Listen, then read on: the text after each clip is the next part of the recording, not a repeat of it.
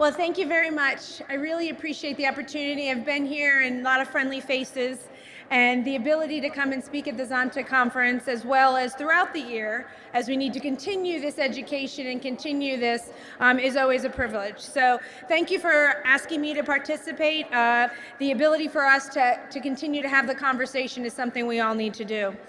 And as a mom of 2 kids, I have a son and a daughter, the issue of trafficking, no mother wants their child to be hurt. No mother wants their child to be harmed in any way. And the ability for any mom or any dad or any community member to recognize that our children should not be hurt is something that I think is a no-brainer for all of us. But Pennsylvania is the keystone state. And that's a great slogan to have. But you got to think about what Keystone State means. Keystone State means that it's a mecca for truck traffic. It's within a day's drive of nearly 70% of the North American population and all of the consumer markets that are encompassed. This large amount of truck traffic also makes Pennsylvania attractive for human trafficking. I have worked with my colleagues to draw attention to this issue and facilitated changes in the law to help human trafficking victims.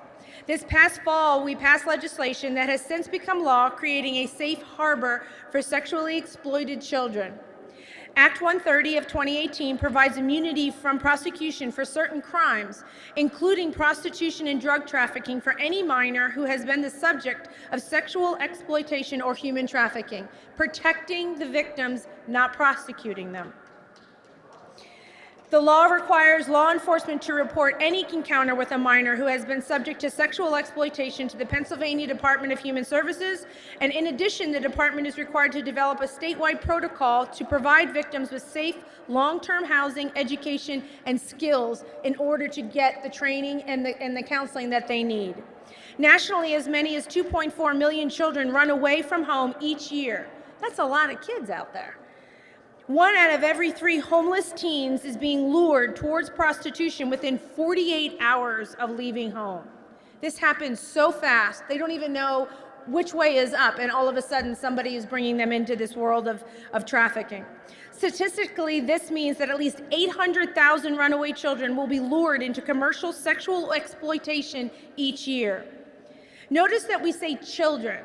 It's not just girls, it's boys as well.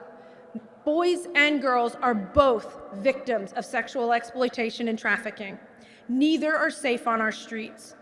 Abused children, whether it's sexually, emotionally, physically, need to be protected, and they need to be given the tools to heal.